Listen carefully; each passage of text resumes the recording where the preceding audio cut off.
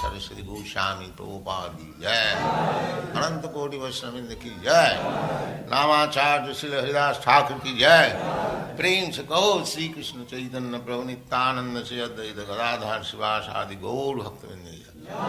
श्री श्री राधा कृष्ण गौ गोपीनाथ श्याम कुंड राधा कुंड गिरिवर्धन की जय, वृंदावन धाम की जय, नवद्वीप धाम की जय, स्वामी तो भक्तवृंद की जय, गंगा माई की जय, जमुना माई की जय, तुलसी देवी की जय, भक्ति देवी की जय, स्वामी तो भक्तवृंद की जय। All glories to the assembled Lord. All glories to the assembled Lord. Thank you very much.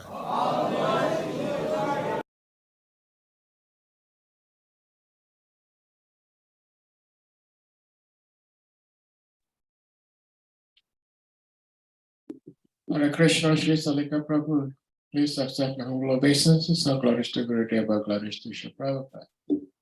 Hare Krishna, Smasade Prabhu.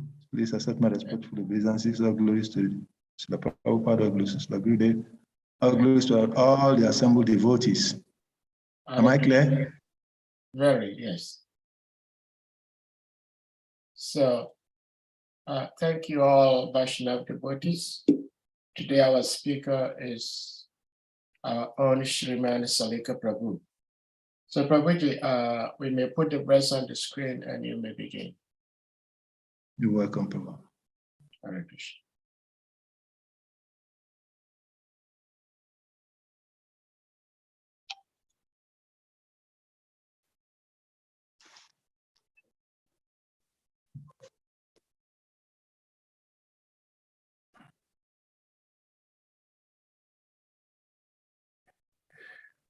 Om Namo Bhagavati Vasudevaya. Om Namo Bhagavati Vasudevaya. Om Namo Bhagavati Vasudevaya. Narayana Namaskritam Narayana Naruttamam Devi Saraswati Vyasam Tatujayam Udiraye Nasta Apraishu Abadreshu Nityam Bhagavatam Sehevaya Bhagavati Uttamasloke Bhakti Bhavati Naistiki.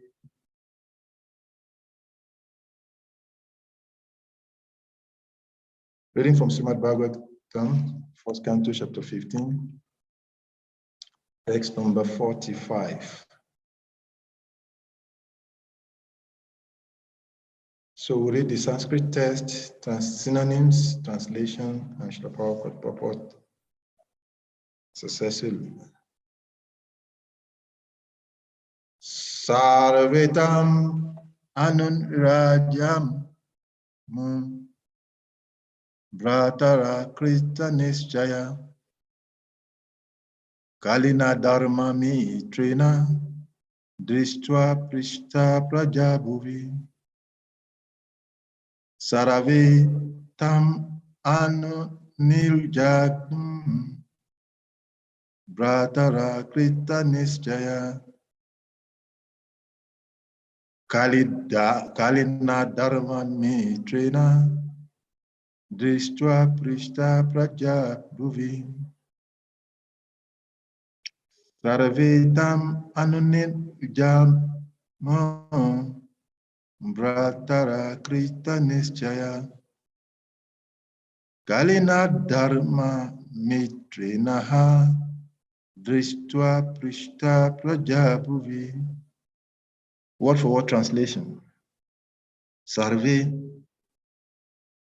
all his younger brothers, Tam him, Anunil Jagmo, left home by following the elder. Pratara brothers, Krita Nischaya, decidedly.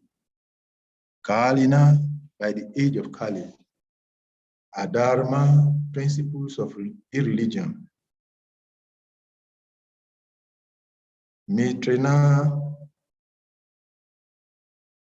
by the friend. Drishtva, observing. Prista, having overtaken. Prajaha, all citizens. Bhuvihi, on the earth. Translation, purport by his evangelist Labai Charanarabinde. Esibati Vedanta Swami Patita Pavam Jagaguru Sevdabhyo Shila Prabhupada Ki Jai.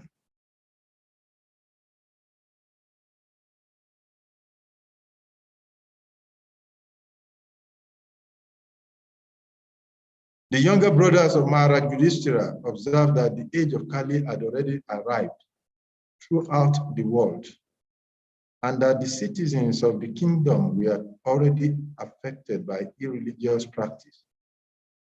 Therefore, they decided to follow in the footsteps of their elder brother. Purport by Srila Prabhupada.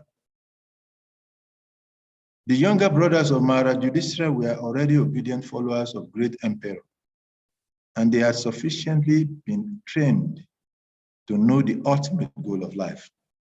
They therefore decidedly followed their eldest brother in rendering devotional service to Lord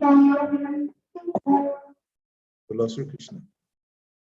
According to the principles of Sanatana Dharma, one must retire from family life after half the duration of life is finished, and must engage himself in self-realization. But the question of engaging oneself is not always decided. Sometimes retired men are bewildered about how to engage themselves for the last days of life. Here is a decision by authorities like the Pandavas. All of them engage themselves in favorably culturing the devotional service of the Lord, Sri Krishna, the Supreme Personality of Godhead.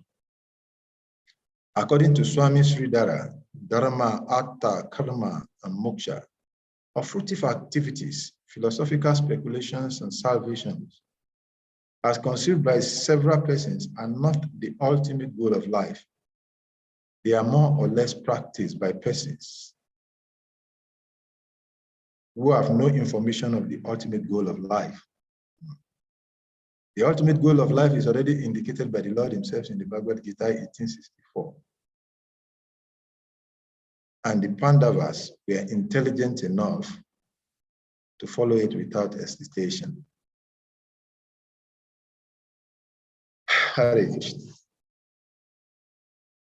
Oma Gyanam Timirandasya Gyanam Gyanam Shala Akaya Shaksho Militam Jaina Tasmai Shri Gurave Nama Sri Chaitanya Manubhistam Stapitam Jena Bhutale Vayam Rupa Tadati Swampada Antikam.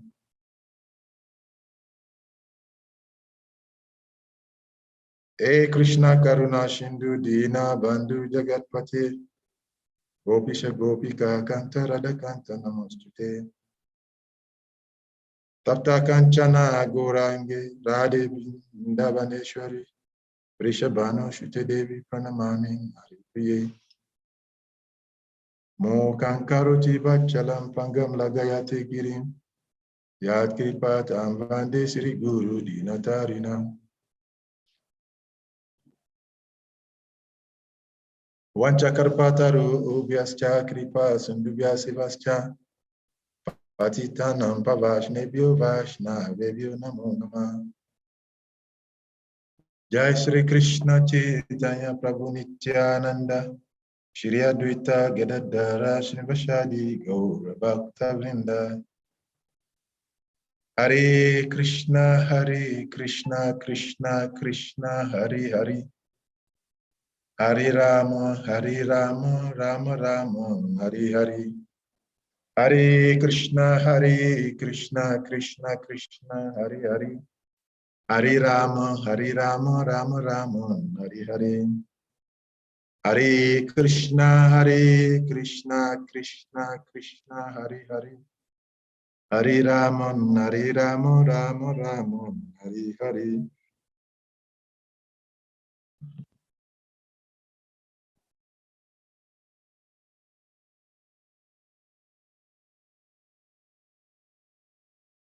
Sarvetam anunirjagmuhu Pratara Krita Nischaya Kalina Dharma Mitrina Drishtva Prishta Prajabhuvi. The younger brothers of Maharaj Yudhishthira observed that the age of Kali had already arrived throughout the world and that the citizens of the kingdom were already affected by irreligious practice. Therefore, they decided to follow in the footsteps of their elder brothers. Hare Krishna. First of all, before attempting to render the service of speaking SRIMAD BHAGAVATAM, I want to offer my respectful obeisances unto the Supreme Personality of Godhead, Narayan. Unto Narayan, Rishi, the supreme human being, unto Srila Vyasadeva, the author of the SRIMAD BHAGAVATAM. My obeisances unto all of the Vaishnava Acharyas in the line of disciplic succession. My respectful obeisances to our dear spiritual master, Srila Bhakti Swami Krishna Bhakti. I offer my respectful obeisances to all the senior God brothers, Vaishnavas, who are seated on this platform to listen to this class. My obeisances to all of the Vaishnavas, both here on this platform and all over the planet, begging for their mercy that I may be able to render this service for the pleasure of the Supreme Personality of Godhead, for the satisfaction of his devotees, and for the advancement of my spiritual life. So once again, I thank everyone for giving me this opportunity to speak. Srimad Bhagavatam. So today we are continuing our discussion, the Vaishnava Retire Early, of the first canto, chapter 15, text number 45 especially. And this text we're reading in the line of the discussions that we've been having is talking about something very important that is practical. And all of the verses in the scriptures are wonderful because they deal with the subject matter that matters to the living soul, the living entity. It is said that there are two types of living entities in this material world.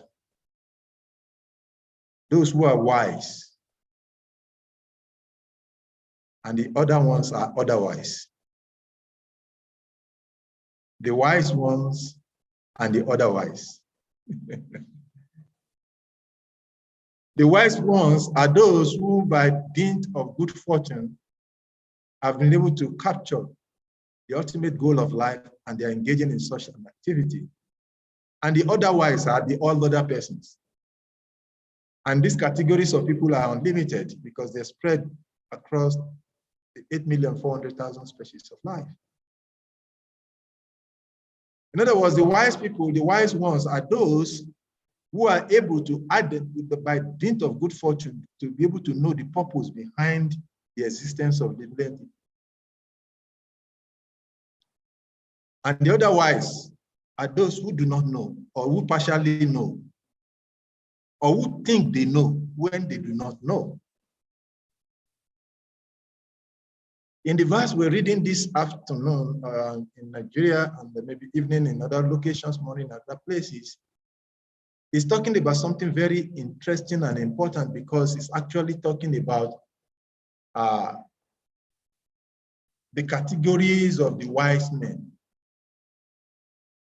Everyone in the material world is faced at one point or the other with a decision making in life. In every stages of life, we are always confronted with taking decisions. Everyone must take decisions, whether it's in the human body, it's in the demigod body, it's in the cat body, it's in the goat body. Even the trees have to bend sometimes, take a decision to bend themselves to go other direction just to keep existence. So in this world, every Jiva Atma has the natural inclination to take a decision at one point in time. We saw in the Bhagavad Gita, Arjuna was faced with such a situation. And the symptoms of the wise one is what Arjuna exhibited. Although Arjuna is a powerful, pure devotee of the Lord, he exhibited the two sides of the coin. He exhibited the symptom of the wise and the symptom of the otherwise. The symptoms of the otherwise is to speculate. It is like this. No, it is like that. Maybe it should be like this. So Arjuna started, when he was faced with the very challenging situation of life, Arjuna was confronted with deciding whether to fight, whether not to fight.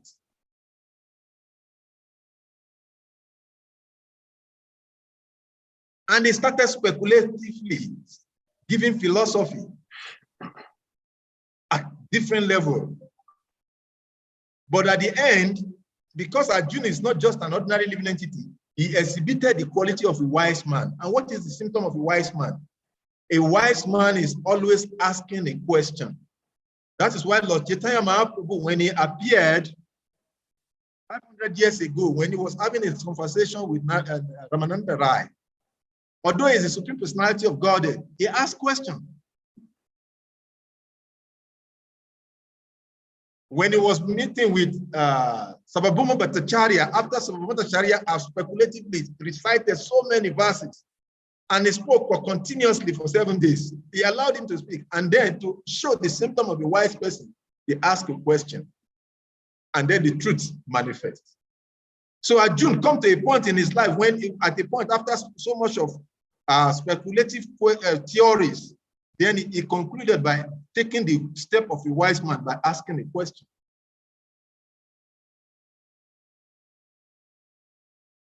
And what did he ask? He said, my dear Lord, I'm confused about my duties now. I do not know what is to be done, what is not to be done. We do not know whether it's to kill these people that is the right thing, whether it's not to kill them, whether to renounce and go to the forest. We don't know what is the best thing to do. And after Arjuna have had the whole of the Bhagavad Gita, after the completion of the battlefield of Kurukshetra, is exhibiting, is applying the quality of one who has asked a question from the right source. So in our individual lives, we are always asking questions, directly or indirectly. In other words, we are always faced with a situation to take a decision about what is to be done.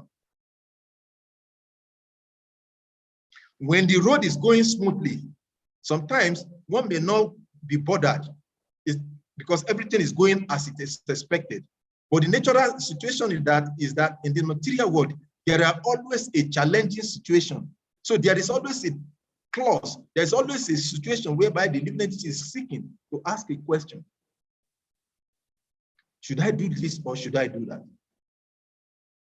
So this verse we're discussing today is bordering on how to take the right decision, what to do when we are faced with taking decision on any subject matter. In this verse, Arjuna saw that his elder brother, Maharaj Yudhishthira, has taken a course of life. And as his brother and his other brothers, they were faced with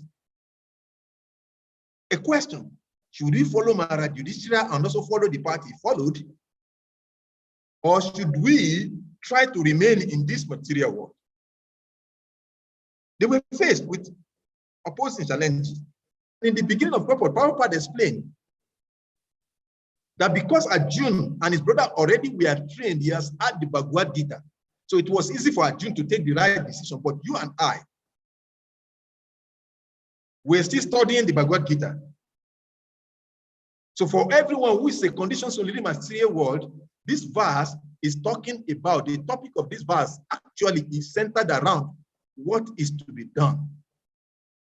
How to take a right decision at different junctions in life. Now, how do we come about taking a decision in life? Each and everyone in life takes a decision based on the perception of who that person thinks he is. Every of our decisions in life are founded on the basis of our perception of who we are.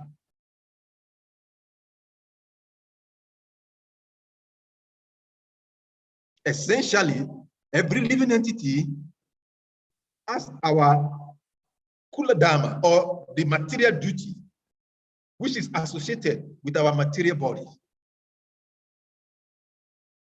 And that material body duties are unlimited. It might be the duty as a father, as a mother, as a warrior, as a doctor, as an accountant, as a nationality of a country. Our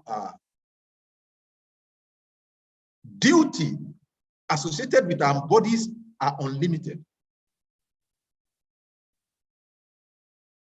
So at every time we are faced with taking decisions when our duty, which is associated with our body and our spiritual body or spiritual self duty. And that is the purpose of studying the SRIMAD BHAGAVATAM.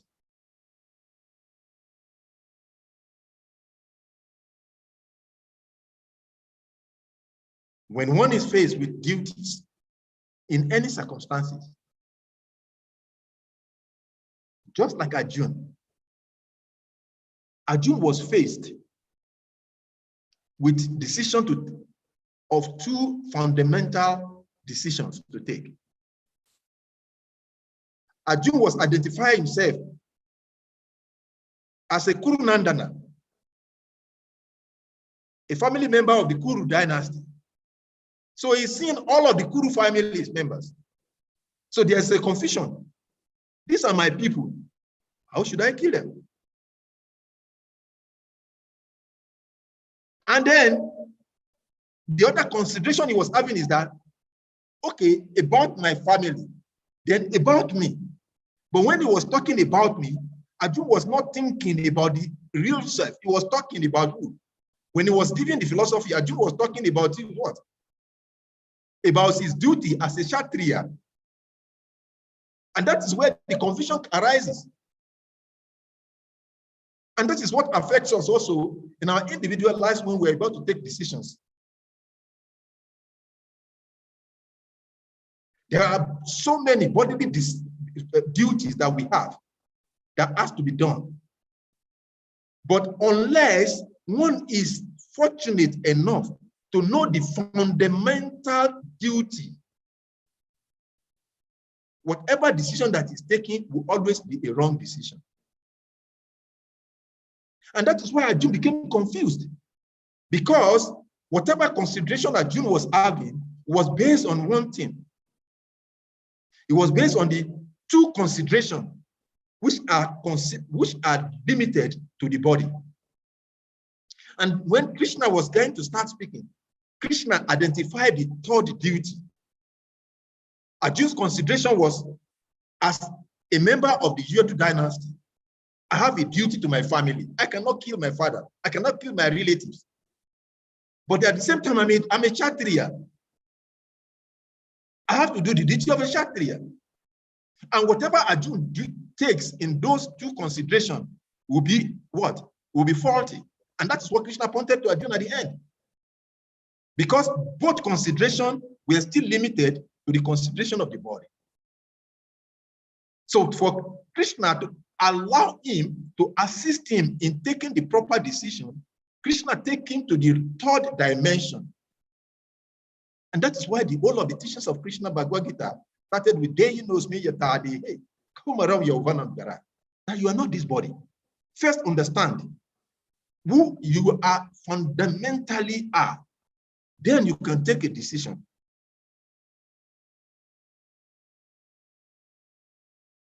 Until one comes to that platform where he's able to establish himself on the spiritual platform, on the platform of self-realization, whatever decision taken will end up being a wrong decision. Arjuna took several, was considering, and just like in our individual lives, we have various duties to engage in. We are faced with so many situations in life, we have to take decisions. But like Arjuna, our decision making will continue to be a failure, will continue to be a wrong decision until we come to the platform of understanding that we are not this material body. Arjuna is taking the decision. Arjuna and his brothers were able to take the decision that is established in this purport, as stated by Srila Prabhupada and on this verse, because Arjuna has been trained, as explained by Srila Prabhupada. He has become trained, and because he was trained, it became very easily. If Pandavas were able to naturally retire very early, because they have become trained. So in other words, in life, for us to know what is to be done, what is not to be done, one must come to become a trained person. And that training might be definitely, naturally, must transcend that level of training that is limited to the material body. And that's why Srila Prabhupada, throughout his preaching in the West, whatever question that is asked, Prabhupada will come back to the fundamental platform of understanding. At first, to understand that you are not this body.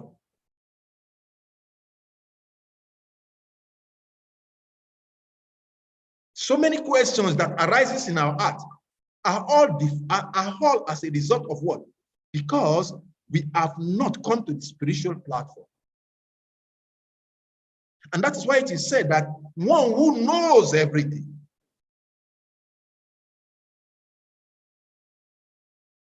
he understands everything, he forgives everything, he does everything rightly. Because why? He knows. And that is why Lord Krishna was able to tell Arjuna. Because when Lord Krishna explained in the Bhagavad Gita chapter 2, Lord Krishna took a whole lot of verses to establish the position of the self as beyond the body. And Lord Krishna, he told Arjuna, these are duties, and this is expected to function. But to further clarify, the Sita Pragya, last section of the Bhagavad Gita chapter 2, Lord Krishna, I just started asking a question. Say, my dear Lord Krishna, one who has come to this platform of the soul that you're talking about, how does he speak? How does he walk? How does he see? When Arjuna was asking, how does he speak? He's not asking about how to talk the way I'm talking to you. Because Arjuna was talking based on the knowledge that has been acquired. When situation affects us, who we really are is manifested. And that is what Prabhupada gave an analogy that in the assembly of gentlemen wearing nice suits with a nice tie, you never know who is a foolish man until he opens his mouth and talk. So it is not just the way of talking, but it is what prompts the talking. There's a nice story told by one devotee of how those who are trained to be spies are trained. A spy is someone who is being trained to disguise himself, to deny his identity, to hide his identity, to act opposite or otherwise of his identity. So there was this story of someone like that who was to spy on behalf of his country, and he was being trained. And when he was trained all through, he went through all kind of rigorous training. And while he was sleeping in the night, after so much of rigorous training throughout the whole day, the instructor came and hit him forcibly on his chest while he was lying down.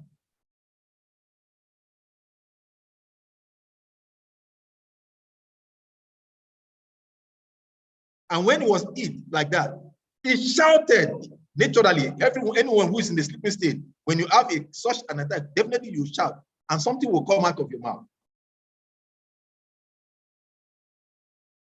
So when this particular person who is meant to spy, who is meant to train, when he shouted,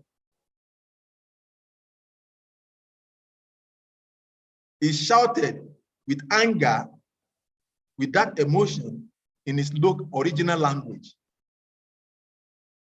When he woke up, the instructor told him, "You have not passed the test. You are not fit to be a spy." He said, "But I have trained. I've passed all of the tests. So which one are you saying? You just hit me from this."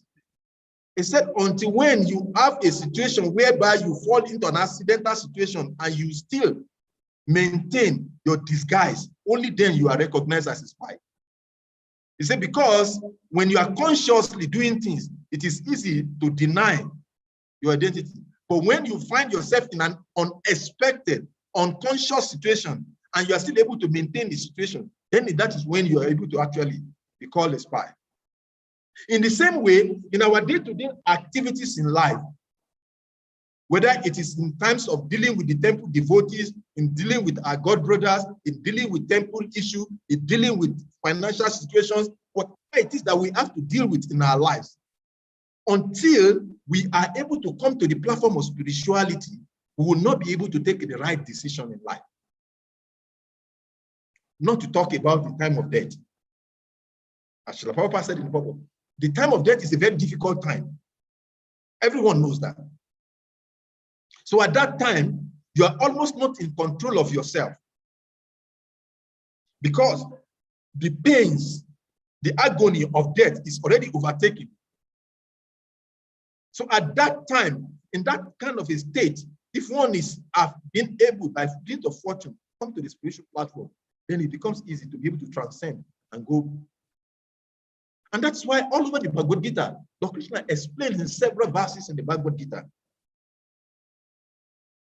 And in chapter 1854, he concluded by telling Arjuna that the constitutional nature of the soul is to engage in bhakti.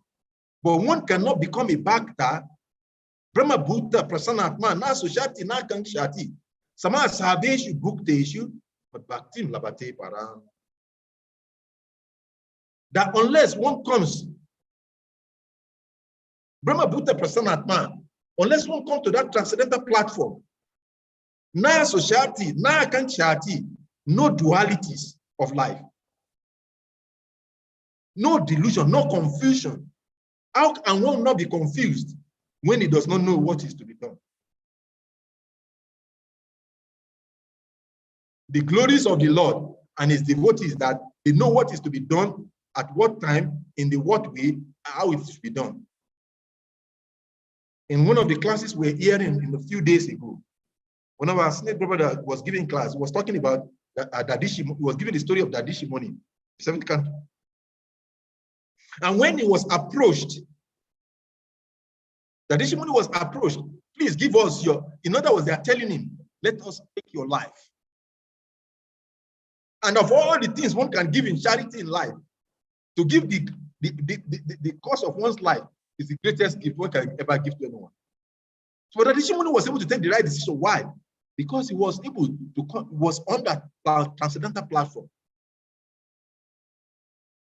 In the same way, in our day-to-day execution of our devotional life, our ability to actually act in the right way, in the right consciousness, is determined by how much we have become self-realized. And that is why it is said that in devotional service, no one needs a certificate to be certified that he is a pure devotee. The way he responds to situation tells immediately who that person is. And that's why I was asking, how does he talk? How does he sit down? Anybody can sit down in a yogi form and pretend to be in trance. But that is not the kind of system that Arjun was asking about. Arjun was asking about practical life situations that we face in every situation. When I was still a Christian, there is one of my prophet brothers that I had. His nickname is how do I translate it into English? It's in my local dialect. But it means that he who hears the date of his death will cry. That is the meaning of this man's name. And why did they give him that name? I saw. It says that very nice. Sound very sweet. So in other words, the one who hears the day is going to die will cry. And that is a natural thing in this material world. One who hears that you are going to be living, no matter how strong he is, he sheds tears. But the difference in a pure devotee or the non-devotee is that a devotee, even when he sheds tears, he is shedding tears that is going back home, back to Godhead. And it's interesting when we say back home, back to Godhead. One who dies without coming to the transcendental platform of self-realization is crying because he's not going to go home. He's going to a foreign land because he doesn't know where he's going. So there's no going home for him. It's a natural thing. When we travel, we all have experience of traveling at one point in time or the other. And no matter how much we enjoy our traveling spots, once it is about time we can't going back home, there is this kind of emotions that comes to us, a kind of realization that comes to us, a kind of relief that comes to us. I'm going back home. So when one who has come to the platform of self-realization, when he hears I'm going to die, he's very joyful, he's very blissful, he's very happy because he's going back home. But when someone has not attained that platform, he cries, he laments, he passes through. When you look at his face, he's in agony. Even those who did not go back home, back to Krishna Loka, who goes to even the higher planetary system, when you see them when they are dying, the expression is different. There's someone that says sometimes, when you want to know one who is dying well, look at his eyes at the moment of death. The destination of a dying man is written on his face when he's dying. Of course, this can be deceptive, depending on the perception of the person who is looking at the dead person. But those who are realized, when they look into the eye of a dying man, they can tell this person is going back home or is in a lost mentality. So in this verse we're reading today, Arjun and his brothers, they carefully follow the path followed by Maharaj Yudhishthira because they have been trained. And what is this training? The whole of the training in spiritual life is to give us one thing. The whole of our process of Krishna consciousness, the whole of the religious system, there's a saying that the whole of scientific explosion, revelation, discovery in this material world have given us so many material things with the absence of what matters most.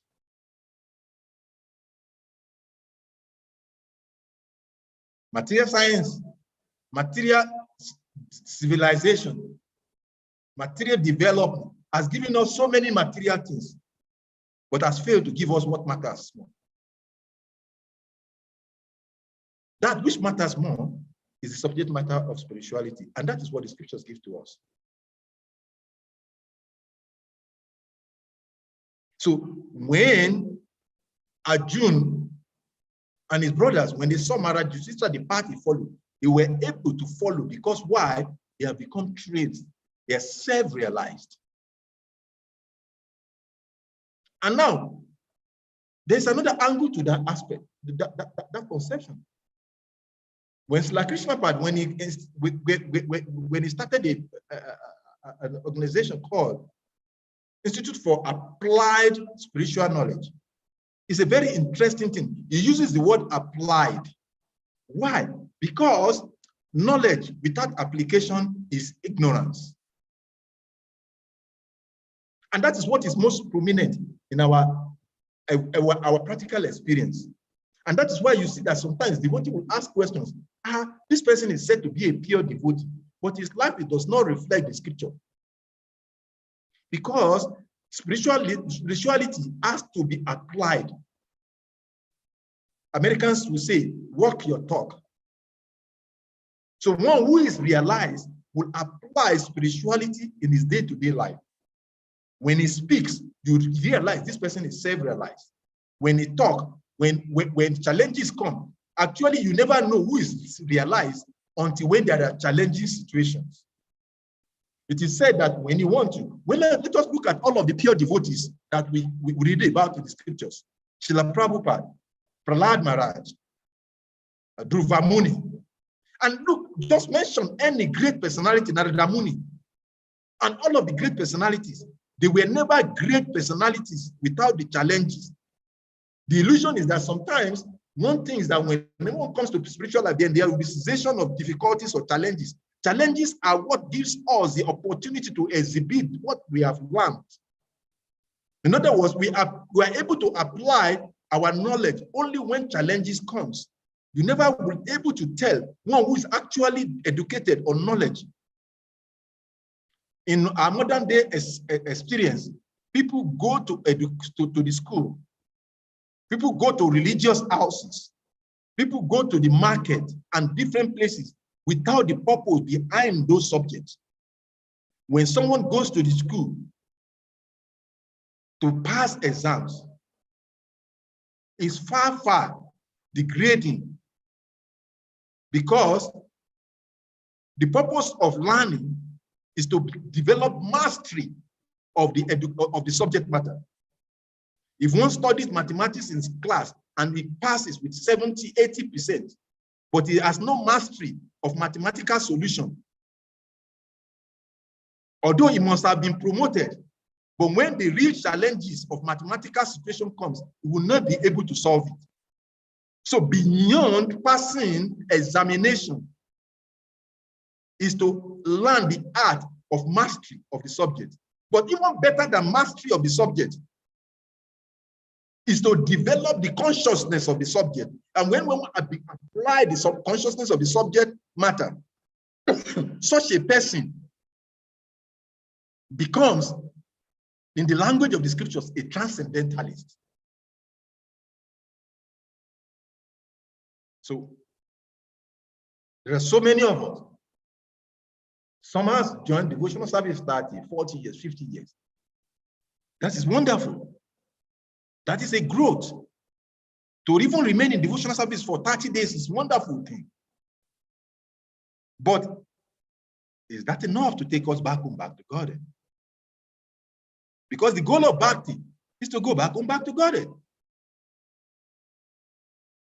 If our practice of bhakti at the end of our life does not take us to the platform of going back home, back to God, then there is a challenge somewhere. So in the verse we're reading today, Arjuna and his brothers were able to take the right decision because they have been trained and they applied. They were able to apply, put a practical application of whatever they have learned. So Srila Prabhupada said that in the purport, According to Swami Sridhara Swami, Dharma, Artha, Karma, and Moksha, or fruitive activities, philosophical speculation, and salvation, as considered by several persons, are not the ultimate goal of life. They are more or less practiced by persons who have no information of the ultimate goal of life. That is a very interesting point.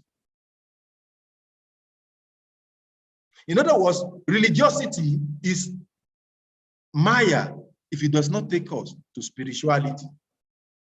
Our Krishna consciousness, our being a member of HARE KRISHNA movement is not enough only until we exhibit the quality of Krishna consciousness in our day-to-day life. And that day-to-day life will happen. Someone met Srila Prabhupada. He was complaining to Srila Prabhupada. Why are there so much fall down? Why are there so much quarrel in the HARE KRISHNA in our movement?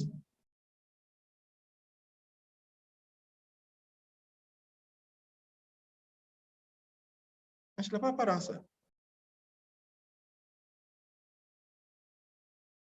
there are no quarrel, there are no fights.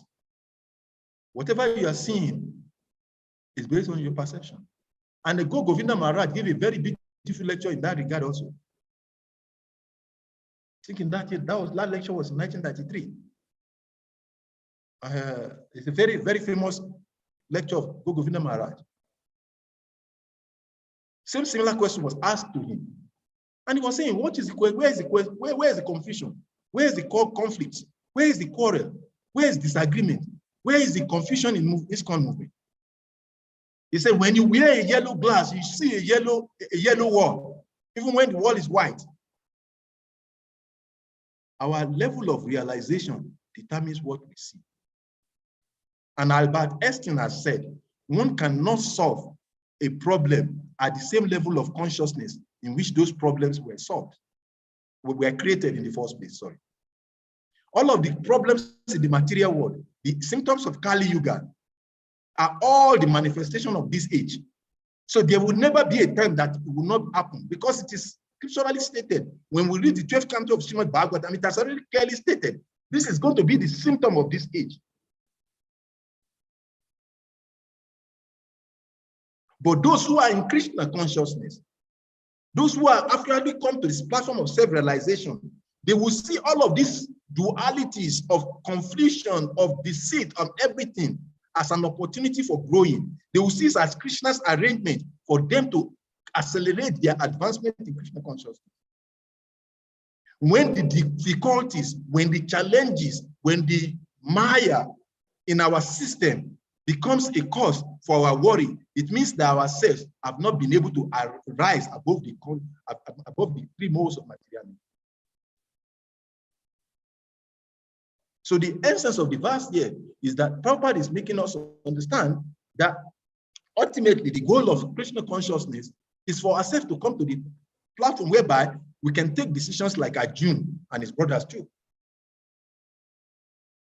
And Prabhupada concluded the purport by quoting how that can be explained in 1864 Bhagavad Gita, where it says, Sarvaguya Tamamba Guya Sriume Rama Avachaha Istosi Medridam Iti Tatu Vakshamite Itam. Because you are my very dear friend Arjuna, I'm speaking to you my supreme instruction, the most confidential knowledge of all. Hear this from me, for it is for your benefit. This knowledge of Krishna consciousness is for our benefit. It's not for any other thing.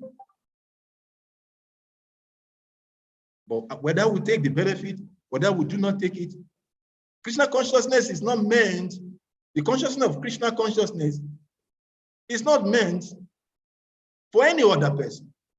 Because unless one asks something, he cannot give it to others.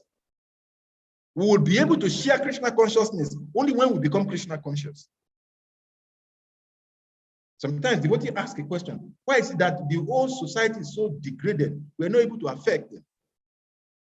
But we see in the life of devotees, Srila Prabhupada, our Guru Maharaj, when they appear in any environment, we see the kind of atmosphere that they create because they are Krishna conscious. So if we are not able to create a situation that brings people to Krishna consciousness, means that also that our level of Krishna consciousness is not yet where we're supposed to be. Yes, there are going to be so many challenges. That is not strange. It's understandable.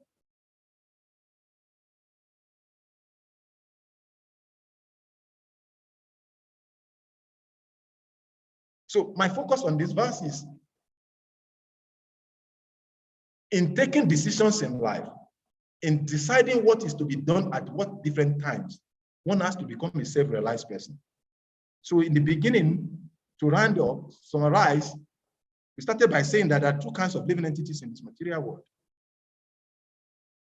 the wise ones and the otherwise. The wise are those who are able to identify that the soul is the fundamental nature of the self. They do not rely on the bodily identification to take decisions. So therefore, they're able to take the right decisions. We explained that one is whatever decision we take in life is dependent on how we see ourselves, whether we see ourselves as a nationality, as a citizen of a nationality, as a father, as a mother, as an uncle, as a devotee, as whatever we see ourselves. It determines grossly how we react or respond to any situation. And we explained that Arjuna was able to take the right decision because he was already trained, because he was able to rise after being trained by Lord Krishna himself. And we explained that our spirituality is not wonderful until we apply them. Application is what makes us a devotee, not knowledge of Krishna consciousness. To have a knowledge of Krishna conscious philosophy is wonderful, but to apply it is more wonderful, because that is what will take us back to God. Otherwise, when we're supposed to be going back home, we'll start crying because we're not actually going on. I think I'll stop on that note so that devotees can share experiences and I'll give some corrections, some chastisement if there are any, and we can expand the scope of the discussion. Thank you very much for giving me the opportunity. Hare Krishna. Hare Krishna. Thank you so much, Shri Salika Prabhu. A nice class with lots of questions to be asked. I will start by asking this question. You were talking about Arjuna's dilemma, like how he was torn between following his dharma as a kshatriya, fighting the war, and also the willingness of not fighting the war because of his relations. And you said Sri Krishna gave him a third way of looking at things, that he is not the body. So in other words, you were talking about I and mine. Now, John was thinking of who he is as a kshatriya, and then his relationship with these people. But Krishna asked him to rise beyond those two things. Now, I do not see how, as living beings, as human beings, we can live in this world without those two concepts of I and mine. Now, you're saying that Krishna told Arjuna to rise above those. How do we rise above those two concepts? Because, like where I live at, if my child has unexcused absences from school, I could be fined or put in jail. Okay, that's US. If my child has a number of unexcused absences, and me being the father, the parent, does not give the school any tangible reason I can be fined or put in jail. The chakra is not going to be fined or put in jail. Why? Because he is not the father. So these relations and me being a father, this, that, is something I do not see how we can live beyond. But you're telling us Krishna told Arjuna to do that, and Arjuna did that. How do we do that as conditioned souls? Hare Krishna. Thank you very much for this. A beautiful question. Coming from a beautiful soul.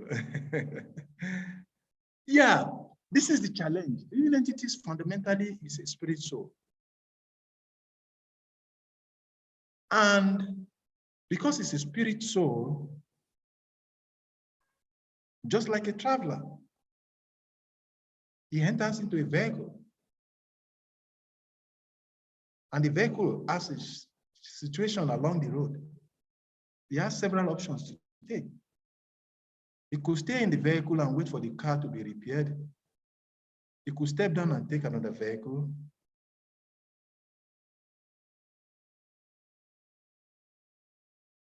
He could turn back and look for another way of getting back to where he's coming from. In the same way, looking at the practical example that you gave,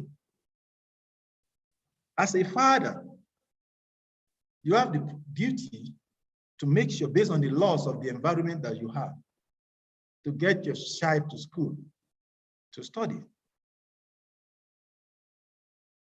But then,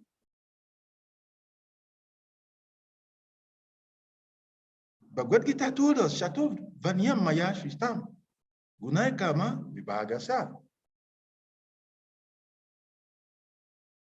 Krishna has created each and every of these bodies and the ashram in which they are occupied for different kinds of souls. And we have seen that the material education does not guarantee success in life, even though that is what we all are made to believe from the beginning of our life. So one does not necessarily need a material education to become successful, but he needs spiritual education to be successful in all ramifications. And even if one has all of the material education, if he fails to acquire spiritual education, he will still fail in becoming a successful person in life. So therefore, as a father who is in knowledge, one way to address the situation, looking at the example that you gave, is to think, okay, I'll force this child to go to school because I don't want to be jailed. That's one way of looking at it. Because I don't want to be jailed. I'm the father, and I have responsibility to get this child to school, whatever. But the question is that why is the child going to school in the first place? For what purpose? What is the purpose of that soul? And that's why the scriptures tells us he is not qualified to be a father, a mother, a king, an administrator, a nurse, if he is not able to deliver the subject. So a materialist will look at it from the point of the view that unless my child is educated in material educational settings, he cannot be successful in life. But a devotee who is in knowledge will never think like that. Material education is important. But then, when we look at the Vedic tools that we have available to us, there's what we call astrology, where one is able to study the nature of the soul that is in the particular body. And if one is on that platform of knowledge, you should be able to find out, okay, why is this child not wanting to go to school? Is the child actually not going to school as a result of being sick? If there are no material explanation for his not wanting to go to school, a knowledgeable father should be able to look beyond just taking the child to school, but looking at the ultimate benefit of the soul who is in that body and take a decision appropriately. Because if he finds out that the child naturally does not actually require to be in that situation, he could withdraw the child from school. But if he's looking at it from the point of, I'm a father, he's my son, he has to listen to me. It might hurt the soul who is in that body of the son. So ultimately, our decision must be measured on the platform of spirituality. Otherwise, it will become wrong, because if the father says, because I don't want to be jailed, and he forces that child to go to school, and it is not actually necessary for that soul to go through that experience, he will be making a wrong decision. Of course, it depends, because in the example he gave, there is no explanation of details of why the child is not going to school. But I'm just giving a broad explanation that depending on the circumstances why the child is not going to school, the father has to take the decision taken beyond just avoiding being punished. He has to look at the soul inside that body. Why is the person not going to school? He checks the material consideration first. Okay, is this child being lazy? Doesn't want to go to school? Is it as a result of a sickness? Or is he having all of this in place? He just naturally doesn't like to go to school. And if he doesn't naturally like to go to school, why is he not naturally liking to go to school? And that is why it is said that to become a guru, one must be heavy. Heavy with what? Knowledge. So when we give birth to child, we become automatically a guru. And a guru's duty is to be able to study the nature of the soul that has been put in his or her custody and be able to guide accordingly. If he's not able to do that, then he's not a qualified father or guru. I don't know whether it makes sense, my explanation. Yeah, I mean, it makes sense, but I don't think I am satisfied with the answer. Okay. Because I have a wife, I have children, I call them my wife, my children, but in the absolute sense, my wife is not my wife, my children are not my children, but if I begin to relate with them that this is not my wife, this is not my child, then how am I going to be relating with them? Just like Lord Chaitanya, his parents were told, hey, Sachi, Mishra, this boy is the Supreme Lord himself. They said, I don't care. That is Supreme Lord, or he is my son. I have to discipline him, I have to train him. So, but I will let others go ahead and ask their question. Kavi Kanapur, please. Let me add something. Kavi Kanapur, before you okay. come. Go ahead. In the purport to Bhagavad Gita Sarva Durgane, the Prabhupada explained in the purport. Because one is a bona fide, one is not a guru if he himself is not a bona fide disciple. So, yes. Your voice keeps breaking up, Salika Prabhu. Oh, maybe my network. Okay, all right. So the point here is this, that your wife, yes, is your wife, but a spiritual person, yes, I have the duty which is associated with this body, but I'm beyond this body. If decision is taken only on the basis that, okay, I'm a man, she's my wife, he is my son, and we take decision, then we'll remain eternally in the material world. In other words, what the verse is saying is that Arjuna was able, Yudhishthira was going to what? Self-extermination, if we want to look at it from material point of view, isn't it? It was self-extermination. It's not like Yudhishthira Maharaj fall sick, accident and died. It took a what a materialist would call self-extinction. But he was taking that decision in the same way in relationships with our wife, our son. If we do not also put consideration to the higher authority,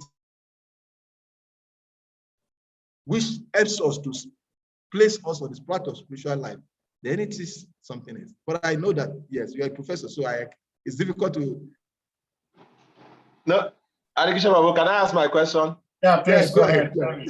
Yeah, before asking the question, I would like to comment on what Prabhu was saying. You would like the principle of Yukta Bharagya answer Prabhu's question, taught by Rupa Goswami. Yes, Bhaktivinoda Thakur exemplified that in his writing. Krishna, your house, my wife is yours. My children are yours, and my house is yours. Everything belongs to you. I will work very hard to, to take care of your property. That is Yukta Bharagya. So yes, you cannot remove my wife, my children, but the consciousness is consciousness of Yukta Bharagya. And so that is what I just want to add to that. Like Yukta Bharagya, that is our principle. Yes, everything belongs to Krishna. Yeah, although we act as if everything belongs, Prabhupada said that we should act as if we should act as if everything depends on Krishna. No, depend on us, but we should think as if everything depends on Krishna. That is Yukta Vairagya. So my question is regarding not going to school and going to school, because you brought out that when you were trying to answer Prabhu's question. Is it possible in this age for one to attain spiritual perfection without going to school?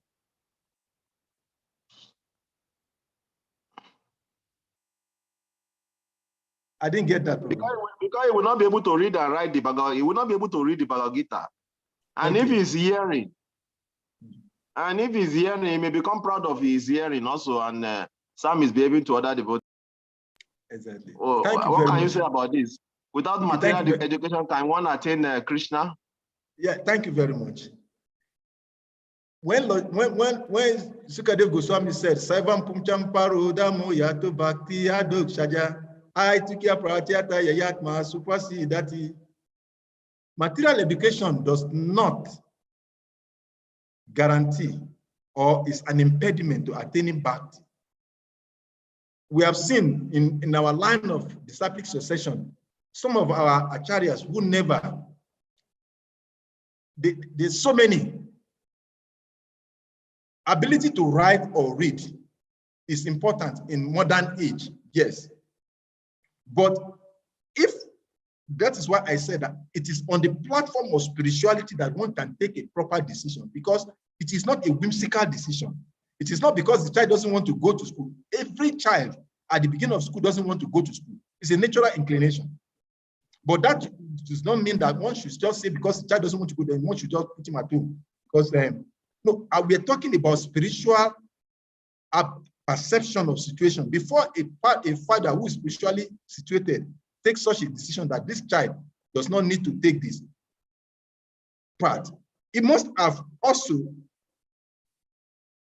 looked into the soul. It is not just a whimsical decision. It is not something based on sentiments that, okay, the child is not wanting to go to school, so I will leave him because that kind of a decision are not whimsical decision. There's decisions that are made. And let me look at a very close example of, let us look at even the scripture. Prahlad Maharaj was sent to school, right, by the father. But Prahlad Maharaj didn't go to school to learn anything because he was self-realized from the womb. So what we are saying is that's why I said that in the example that Prabhu gave, we do not know in that scenario why the child doesn't want to go to school. But for one to take a proper decision, one must after look at why is this child not wanting to go to school? If a child is not wanting to go to school because, there are some experiences of souls who have gone through some experience in their previous life, and they had a very terrible experience in that environment, in that circumstances. So when they take birth in this present life, they're scared of approaching that particular environment or situation. So maybe somebody in the course of going to school before, he was on his way to school, he got an accident and died. So, and he has not come out of that past life reflection. He has not been able to, like Chana will say, he has not been able to properly process that experience of death. When he comes into this life, when he pronounced, come and go to school, the first thing is that even though he doesn't remember fully, he becomes shocked. Because why? He was on his way to school where he died in his previous life. That shock is there because our past life memories are stored. Our past life experience are stored in our subconsciousness. And certain things in our present life trigger those things. You just see somebody. Well, do we say somebody is allergic to something? Somebody is allergic to something. Why? Because there are some experiences that has brought about that person becoming allergic. Otherwise, someone would not just on nature without reason become allergic to something. So if a child said, I don't want to go to school, or is not going to school, is absconding from school, the duty of a knowledgeable father is to first study, not to think society will blame me, because naturally that is what we do. We think, okay, society will blame me, my son will not be able to read and write, and my this will not be able to do this. Then if that consideration are the basis for one's decision, then the decision will be wrong. But if one looks from spiritual, if one actually is spiritually situated, he will realize that soul is that child is actually pretending or is whimsical. And if the child is whimsical, then the best solution to a whimsical child is Cain. You beat the child to force him to go to school. But on the spiritual platform, they cannot make a mistake. That is very assured.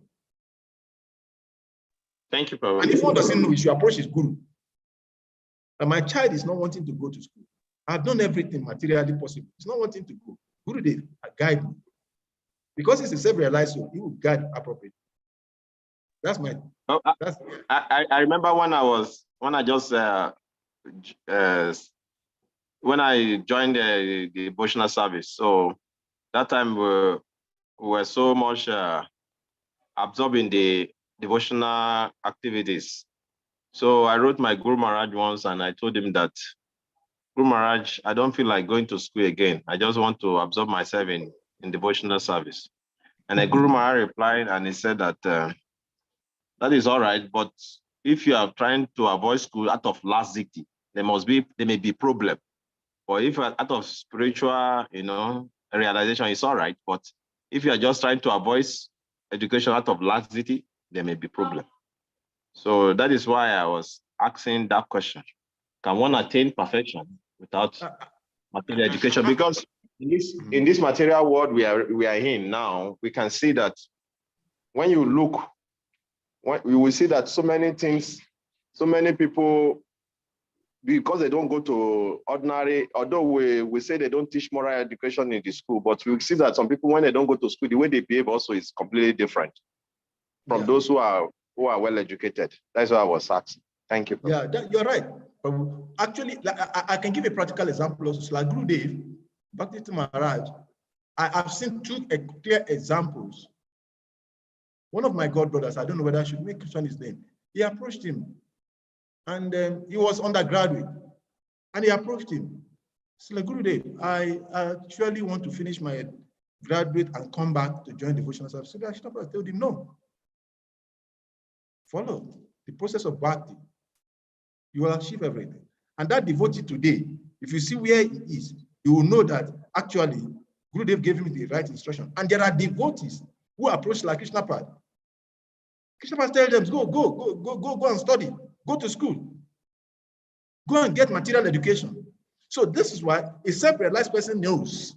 That is the point. That is why I quoted that Bhagavad Gita chapter 4. That where it says that Chato Vanya Maya Shristam, a guru is able to know the constitutional nature of the soul that is dealing with. So he gives. And as parents, that is why the whole process of Vedic knowledge is to go through the process of Vana and Ashram. Because when one goes through that process, he is trained. Then when he becomes a father, himself is in knowledge. So he doesn't act or take decisions whimsically. But because of the age and how we join Krishna consciousness, most of us did not have the basic training from childhood.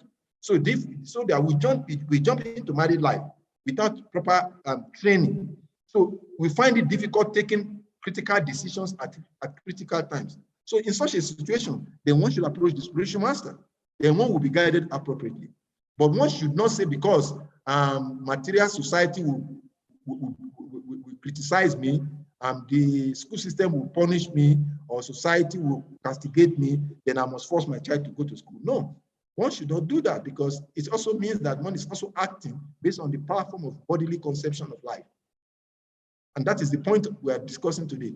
Whatever decision we take must be colored by spiritual consideration, otherwise it becomes faulty. Hare Krishna. Anadi Nidanam Prabhu, you may unmute.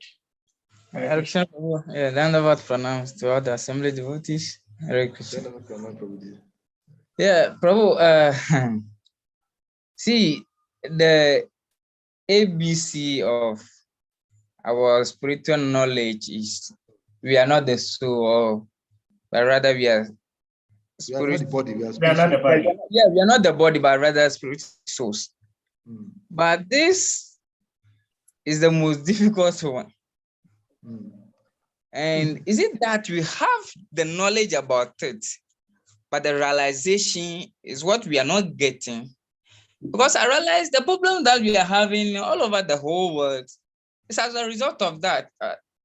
Because if really we know or we knew that we are not the body, but rather spirit souls, then where lies the problem? So is it just that we know, but the realization is what we are not getting, or what is lacking? That is what I wanted to know. Because this, when I joined the movement, the first book was that they gave to me is I Am. This is the first book I was given. So right from there, I've been in this movement close to 13 years now. But I've been struggling with this. I'm not the body, I'm spiritual. I've been struggling with this. So is it that I just know that I'm not the body, I'm a spirit soul, but the realization is what is lacking? Because the problem that I've been having in this movement is about this thing. So what is then the problem now? I would like you to throw more light on that aspect for me. Hare Krishna, I don't know if you got on my question. The Bhagavad Gita, Lord Krishna told Arjuna, Manushanam Shah Sresu Kasir Jatati Sidaye, Tatati Api Sidanam, Kasim Manvetita Tota, out of many billions, thousands of souls who are searching for truth. Few of them will come to know me. Few of them will come to know. And those who have attained that knowledge of knowing, which is called the state of perfection, hardly one knows him in truth. When we talk about the soul, in Bhagavad Gita chapter 2, Lord Krishna says, the soul subject matter is an amazing subject matter. Even those who simply knows the soul, still is amazing. And that is why this very scriptures is very, very beautiful, because it does not leave ambiguity. And our acharyas have elaborately explained the difference between jnana, vijnana. Jnana is knowledge. Vijnana is realized knowledge. And that's why because naturally this kind of question will naturally come when we have this kind of discussion. And that's why in the middle of the class I was explaining applied Krishna consciousness. The first stage is to know that we're not the spirit soul, yes. But in Arjuna's case, we see when Arjuna was given knowledge by Krishna, Arjuna was asking questions. First, Krishna told Arjuna, now, this is who you are. This is why you are unable to decide. And when Arjuna knew, Krishna said, now I've told you, it is left to you now, you may decide to do. So our knowledge, our understanding of the knowledge is manifested in how we act after hearing the knowledge. And that is what is called realization. That is what is called Vijnana. So yes, you're talking of 11 years. You're not even talking of 11 beds. The living entity in this material world have been traveling across the 8,400,000 species of life. It is said that from Brahma down to this lowest living entity, Consciousness has been traversing this material universe for billions and billions of years. It is after so many lifetimes that one becomes fortunate, he gets this human body. And of those who have gotten this human body, it takes a very rare soul to come into the platform of Krishna consciousness. And that's what Krishna told Arjuna in Bhagavad Gita, chapter 7, that after engaging in so many pious activities in previous life, and that is why it is always told that when you see someone in bhakti, it is not just an ordinary person, because no ordinary person is admitted into university. For you to be admitted into university class, you must have gone through kindergarten, primary school. No matter how brilliant a child is, they can give him a double promotion, but they will not promote him from kindergarten class to the university. They will only take him to the next class. So Krishna says that Yisham tu antagata papam.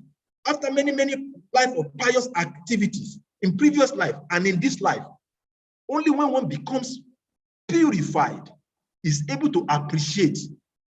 And when he appreciates, he starts listening to the topic of Bhagavatam, Krishna Katha. And when he starts listening, the purification starts. And as we are getting purified, there is these 4 stages that is always explained, that whatever we are in life is determined by 4 stages in life. The first stage is enlightenment. Enlightenment is the stage whereby we get to know something. Say we all come to Krishna consciousness after so many life of pious activities. And we know that, yes, we are not this body, and we are happy. Immediately we get satisfied. That is why we're able to take to Krishna consciousness. But that is just the beginning. But beyond enlightenment is what? We have to accept it. Many of us knew that we were not this body, but when the reality comes before us, we don't accept it. We still want to believe, I'm a Meti, I'm this body, I'm a Nigerian, I'm a Ghanaian. In fact, when we are talking to our devotees, we say, Prabhu, don't, I beg, carry this thing, go. I will show you, say, I did this. So when someone starts speaking like that, you realize that that person, although he knows that it's not the body, but he hasn't accepted that it's not the body. Because unless you accept, you can't make a choice. It's after the stage, rising above the stage of acceptance, that we're able to move forward. Then we come to the level of making the choice that, okay, now I know that I'm a spirit soul, and I've practically experienced that I'm a spirit soul. Then I want to act on the platform of spirit soul. And that's why I quoted that verse. Lord Krishna told Arjuna that when one has been able to come to this platform, is able, after so many years of practice, association, taking prasadam, serving the pure devotees, those dust that are covering the soul is gradually being removed. And when it is removed to a certain level, one starts perceiving. And that is why it is given in the 14th stage of development of Krishna consciousness. Generally, it is said 9, but actually, it is explained that it is actually 14 stages that we have to climb to come to the platform of pure bhakti. So when we come from Sadhu Sangha, we come to Bhajana Kriya. From Sadhu Sangha, we come to know that we are spirit soul. But that is not enough. We have to do Bhajana Kriya. We have to chant. And to go beyond chanting alone, it may take even 100 lifetimes to be able to chant alone.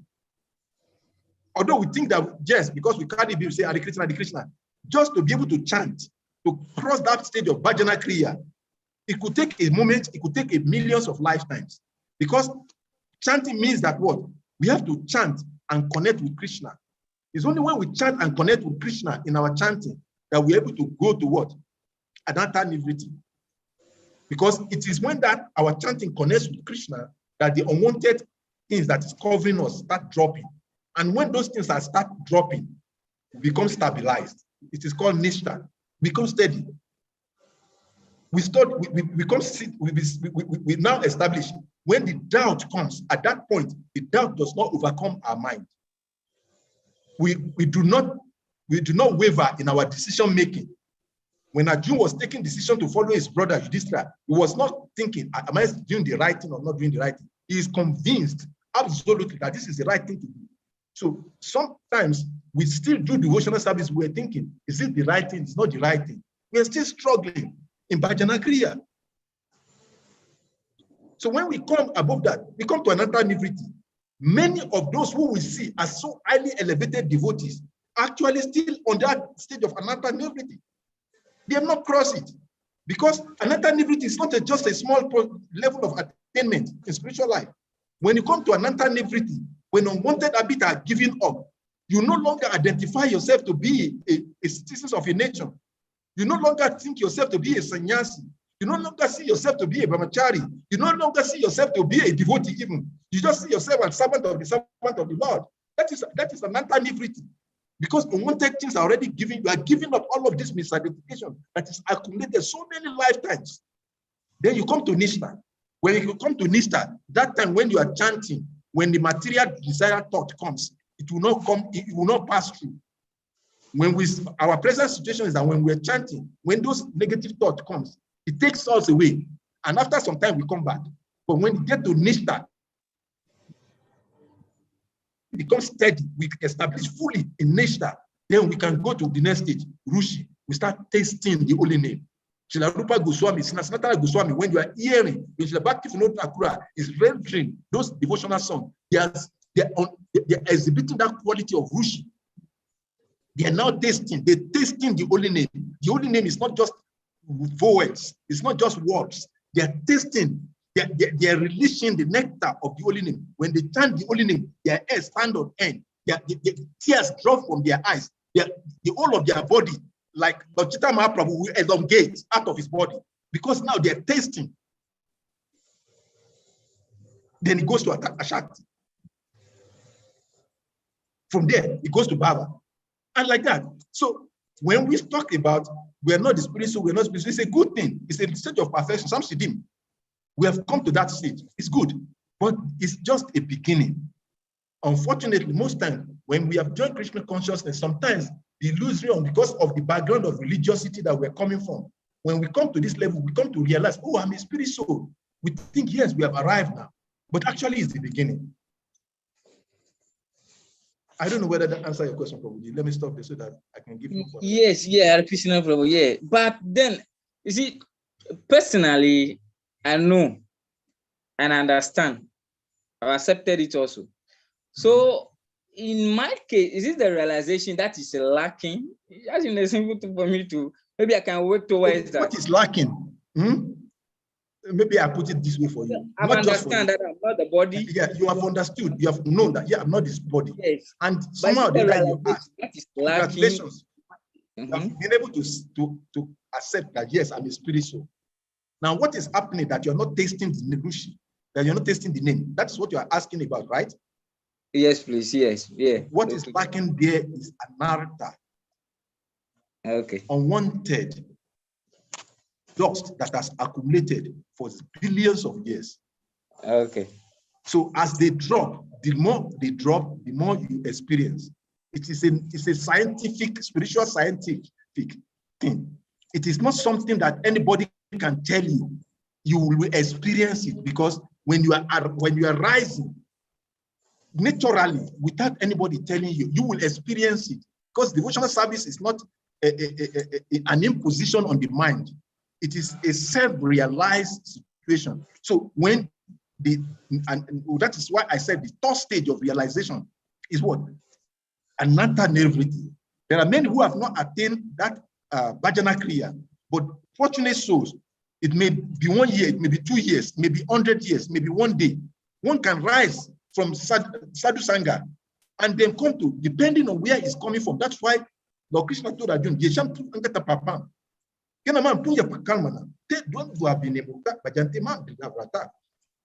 after many life of pious activities in the previous life and in this life. It didn't say just life, this life. It said previous life and this life. And they start dropping, just like when we are washing our clothes. When we put them in the water, we scrub, we put soap, we wash. After some time, the water is dirty, we throw it away. In some cases, we just put plain water and spread. But in some cases, we put soap again and start washing again, depending on how dirty the soap is. So to the degree we are covered, to that degree, it takes to break the shell of ananta nivriti, of anartha, unwanted misgivings. And that unwanted misgivings, Prabhu, I can tell you, it does not mean someone is a sannyasi There are someone could be on the platform of a Vana and Ashram, maybe in the Sanyas order, and is still struggling with an anti-divinity. So when we're talking about this developmental stage of devotional service, it has nothing to do with ashrams, because we've seen from practical experience, from realization, that even sometimes someone could be externally a sannyasi, but he has not even crossed Vajra Kriya. It's possible. So it's not a mechanical, sentimental thing. It is something based on self-realization, and it is sanctified and confirmed by the scriptures. All right, thank you, Hare Krishna Prabhu. Shri Chakra Prabhu, please unmute. Hare Krishna. Hare Krishna. Shri Hare Chakra Prabhu. My Dandavat Pranam. Oh, Dandavat Pranam. All glories to you. All glories to you there. Yeah, my question is in line with what Sahadev asked and what Anandi Nidanam is also pursuing. But before I ask my question, I have a personal, this my personal opinion that I'm trying to put on this forum, that it needs to, I want it to be addressed.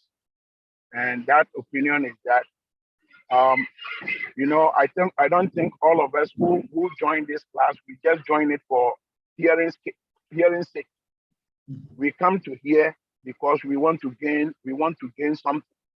We want to gain some information, something that will help us to get some sort of realization in our lives. That is the reason why we come to this class. Other than that, we have a lot of things to do. That we could be doing a lot of things somewhere. But we make time to listen to class, because somehow or the other, our parents fortunately sent us to materials, education. They gave us material education so we can read. So if it's left with reading alone, like I would just sit in my house and just be reading. But that is not what we need.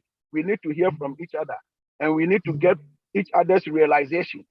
Absolutely. That might help us to make some progress in our life. So the thing is, sometimes if you ask questions, instead of the person answering your question or trying to break the question down, trying to break the thing, whatever question you have asked, trying to break it down for you to be able to gain some value, something in it that can help you. Then the person just tell you, oh, you need to go and read. Read what? If it's just reading, I would have read it and sit in my house. I came to the forum to hear from people who have realizations, that you bring something up, I bring my question out, and you try to give me some sort of realization. If you don't have it, that is okay. And if you can't answer the question, there are other people on the forum. You can make the question available to everybody, and the one who has some realization can share with everybody that we can. So please, I'm begging you guys that whoever that is we are assigned to give class, we should let them know that this class, listening to class, is for a purpose, for us to make progress, for us to get some realization and make progress. So if somebody asks questions and you can't answer, just make it available to the rest of the forum for somebody to answer it. If you can answer to, go ahead, answer it, and for us to benefit. So this is my request. So Thank you very much, question now. Thank you very much for that advice, Prabhu. Yeah, my question now is that we hear also from the scripture that if even you give birth to children, or even your spouse, and you are not able to train them properly, whatever sinful activity they commit, part of it comes to you. 2%. And that if you are able to also become a pure devotee, the benefit you have affects your generation. So my question is, which generation?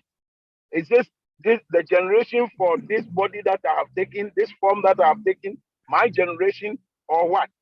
And if my generation of this body that we are talking about, then why are you telling me that I'm not this body?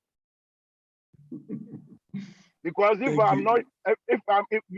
sometimes I think maybe the way we present our philosophy, sometimes it makes us what do we call it?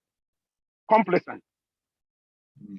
That instead of we being like serious about certain things, sometimes we just console ourselves. After all, I'm not this body. But this body has been allotted us for a purpose. And so as long as we understand that, look, I need to use this body for a particular purpose, then I think we can make a headway. So I want an explanation that if I don't train my children and they are sinful activities, I have to get a percentage of it. Why are you telling me that I don't owe them? Why are you telling me that they are not my children? I shouldn't say my children and my wife and all this. Then why am I suffering the reaction of their from them? Please Thank you very much. clarify my point for me. All right. Thank you very much, Prabhu. Hare Krishna. Thank you so much, Prabhu. First, let me appreciate you for the first advice you gave. Actually, we are all sadakas, so we are all striving. It is said that Srila Vyasadeva is the original author of this very scripture. Sukadeva Goswami is the perfect speaker of SRIMAD BHAGAVATAM. So every other one, especially myself, we're just trying to take the remnant of what we have had and share realization as much as we understand it. So if someone is making mistakes in the way of answering questions, then it's to be known that, well, sometimes we are not perfect, so we make mistakes. That's what explains the nature of the condition. So in your question, it's interesting. And I know that you're asking this question not for because you do not understand, but you just wanted to broaden our scope of understanding of the subject matter. First and foremost, what is the subject matter? The living entity, whichever language you want to use, is not this material body. When we say my wife, you know, materialists, when they say my son, my uncle, my father, my auntie has died, the question we ask them at the graveyard as a devotee is, why do you say your father has gone? He's lying right here before you. At that moment, everyone realizes and agree and admit that their uncle, their father, their brother, their sister, whatever it is not the physical form. So the spiritual subject matter cannot be compromised on the altar of satisfying one's material understanding of the self. When we're talking of generations and generations, whether in the front or in the back or in the middle, that benefits, it has nothing to do with the body. The body is just an expression, is just a machine that expresses what the soul carries into the body. So when we talk about the generation inherits, we're not talking about that body, because the body is just a composition of 5 gross, 3 subtle elements. It is just a chemical material element. What makes those material elements move is the soul that is within those bodies. And that's why Krishna said, after saying, Bhumi apu nalova, yukam mano buddhi evasha, ankara itiya mepina prakriti ashtada. He said, then, apariyam itas tu anyam bina prakriti ashtada. Jiva bhuta mahabaho yagidam daryate jagat. That beyond this 5 gross and 3 subtle material energy exists the soul who is moving this gross and subtle material elements. So, depending on the level of one's realization, one can claim, this is my wife, this is my uncle, this is my brother, this is my country. But a devotee knows that, yes, I'm born in a Yoruba body in Nigeria, in southwest of Nigeria. But I'm not a Yoruba man. I'm not a Nigerian. I've been given that body because of my previous karma, because of my previous desires that I have to express. Just like we want to go to a particular destination, you're there in the United States, and if you are going to come to Nigeria and you want to come in a motorcycle. You can imagine what experience is going to be like. Of course, we had, when we were growing up, there's one man in my country, they call Ajala travel. We learned that he traveled across the whole world with bicycle, but I don't know how true that statement is. But we had when we were growing, that it crosses across, it went across the globe. But if you want to travel from the United States to Nigeria, you'll have to come by what? You'll have to come with an aeroplane. So the body is just a vehicle that carries the self. So when we talk about the person inheritance, is the soul that benefits or whatever experiences, the soul that experiences it. Another gross example that is most often given in this kind of discussion is that when we are in a car eats another car. Naturally, the driver says, "Why did you eat my car?" The other driver has not eat your car. He has only he has not eat you. He has only jammed your car. But you say you have jammed. Why did you jam me? So it is subconsciously like that.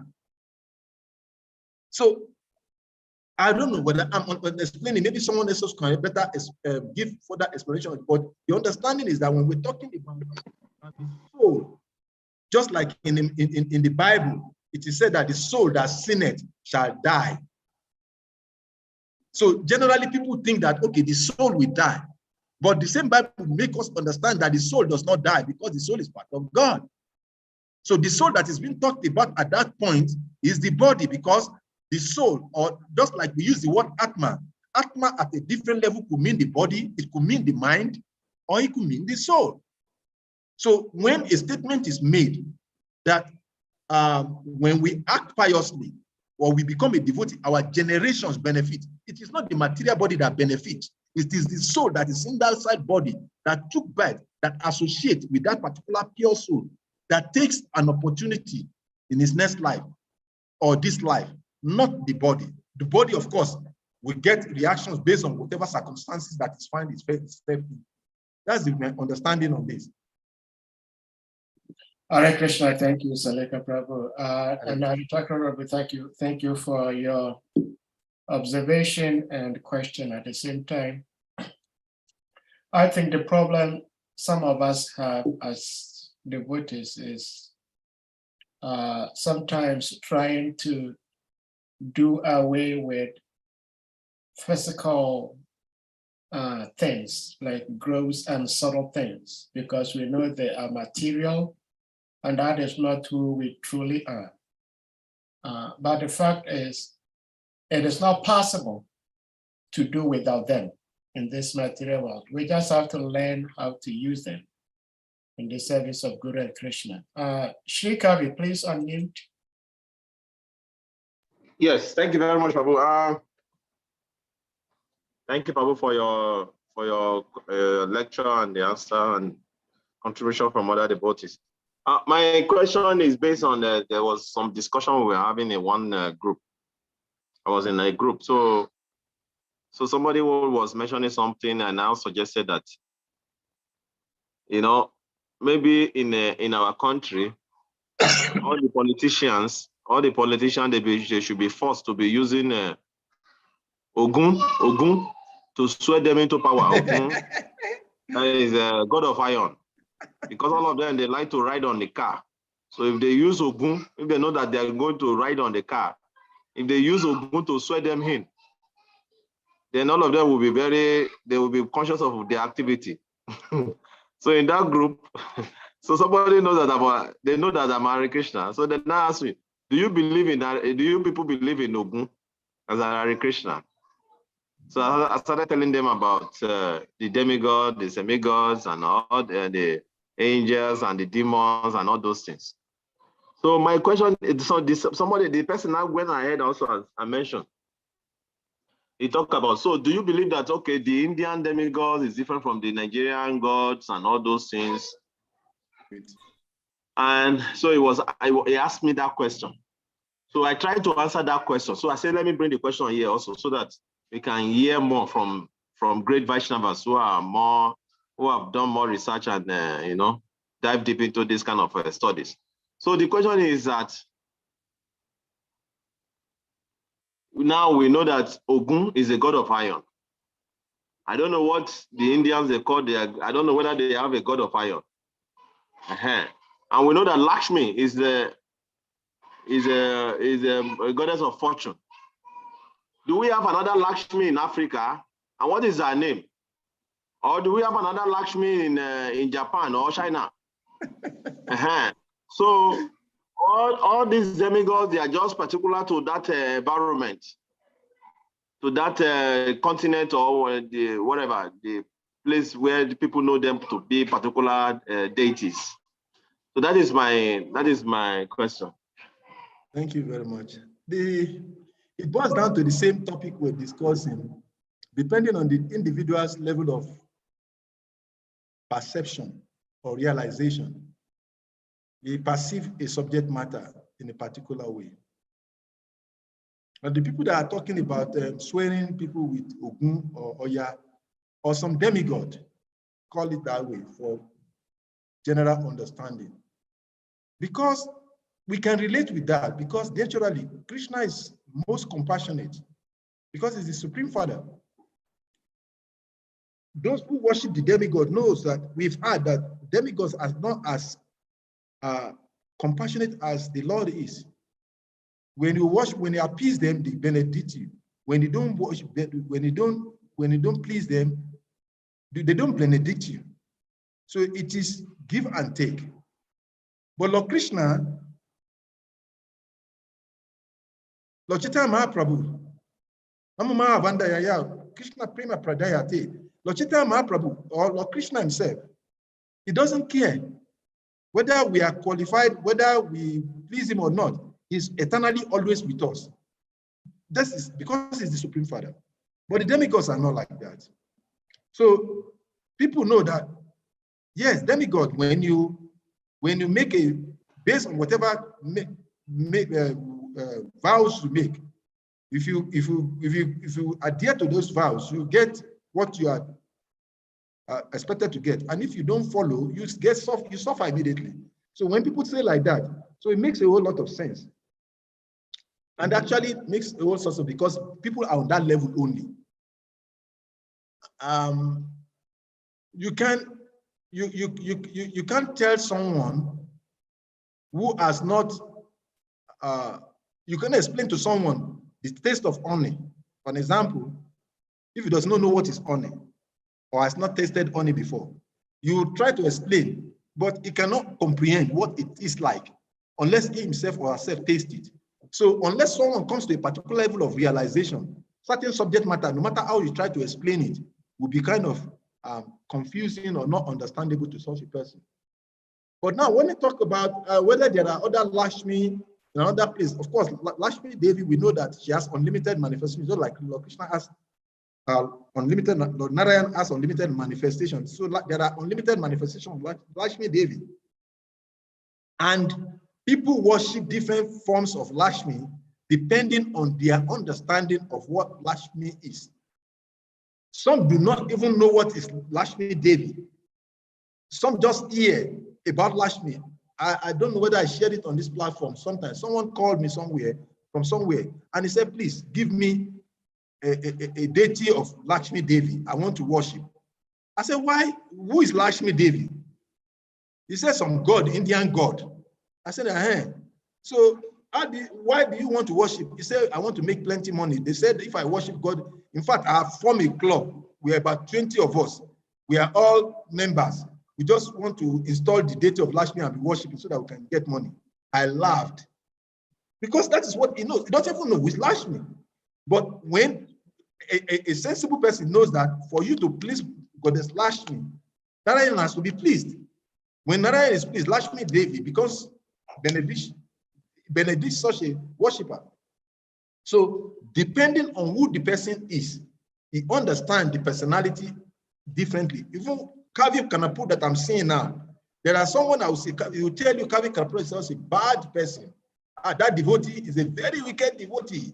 He is, don't go near him. He can even poison you if you offend him. And you ask someone, you say, oh, beautiful soul. That's soul. We want many of Kavi Kanapura in this ISKCON movement. Perception. So based on different persons' understanding of a particular subject or person, they give their understanding. But that in any way does not change the absolute truth about a particular subject or a personality. So Goddess Lakshmi is consort of the Supreme Personality of Godhead, and to please Lakshmi Devi, one has to please Narayan. To get benediction of Lakshmi Devi, one has to please Lord Narayan. When Lord Narayan is pleased, Lakshmi Devi becomes benevolent on one. And we have seen it in practical lives that those who have become very devoted to the Lord, they get benediction of Lakshmi Devi. Sudama Vipra story tells us a story, and many other stories like that. Then one may ask, but there are some devotees also, they're so devoted, they're not getting rich. Why? Because it also always sometimes ask that question. That okay, you say that if one please Lord Narayan is Krishna, and these devotees, they are serving Krishna so nicely. So why are they not becoming rich? But that is our perception, that they are serving nicely. We don't know, because only Krishna can tell who is serving him nicely. And Krishna is the judge. We cannot judge whether someone is serving nicely or not serving nicely. We can only see as much as our understanding or realization is. So it boils down to the same thing. Our understanding, our realization determines our perception of any subject matter. Hare Krishna, thank you so much. Srimad Prabhu, you have something to share? Are you in the temple? Yes, we like to hear Prabhu. Yeah, Hare Krishna, Prabhu. Hare Krishna. Okay, thank you. All glories to Sri Guru and Gauranga and our best and sister, everybody. Well, so many things have been said, and I've been listening very closely. Very many interesting subject matters have been discussed. Okay.